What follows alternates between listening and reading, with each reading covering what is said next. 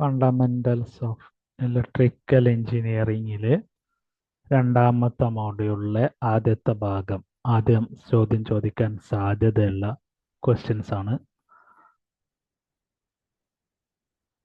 എയും ബിയും രണ്ട് വെക്ടർ തന്നിട്ടുണ്ട്, അത് തമ്മിൽ ആഡ് ചെയ്യാനാണ് ചോദ്യം ചോദിച്ചിരിക്കുന്നത്. സൊല്യൂഷൻ എന്ന് പറയുന്നതിൽ ആദ്യം എ എന്താണെന്ന് എഴുതുന്നു, ബി എന്താണെന്ന് എഴുതുന്നു, എയും ബിയും തമ്മിൽ കൂട്ടാനാണ്.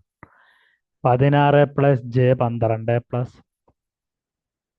16 -6 + j 10 ആണ്. അങ്ങനെ ആഡ് ചെയ്യുമ്പോൾ 10ഉം 6ഉം 16, 16ഉം 6ഉം 16 അത് രണ്ട് റിയൽ ടേം ആണ്. 16ഉം -6ഉം രണ്ടും കൂടി ആഡ് ചെയ്യുന്ന സമയത്ത് -6 വരുന്നത് കൊണ്ട് 16ൽ നിന്ന് 6 കുറയ്ക്കുക, വലുതിൻ്റെ ചിഹ്നമായ പ്ലസ് ഇടുക, അപ്പോൾ 10 കിട്ടി.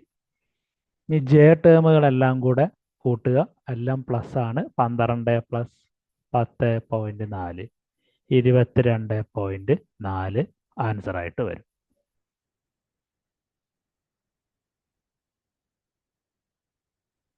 ഇതിൻ്റെ മാഗ്നിറ്റ്യൂഡ് കണ്ടുപിടിക്കാനായിട്ട്, ഈ റിസൾട്ടിൻ്റെ മാഗ്നിറ്റ്യൂഡ് കണ്ടുപിടിക്കാനായിട്ട് √10² + 22.42 100 22.42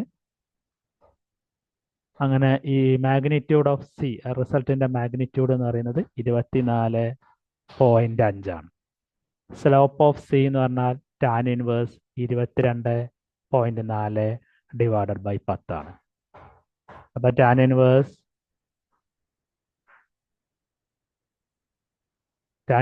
ചെയ്യുകയാണെങ്കിൽ 65.95 ഡിഗ്രി ലഭിക്കുന്നതാണ്.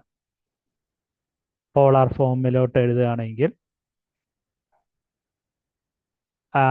10ഉം പോളാർ ഫോമിലോട്ട് എഴുതുകയാണെങ്കിൽ 24.5 ആംഗിൾ 65.95 ആംഗിൾ എന്ന് എഴുതാവുന്നതാണ്.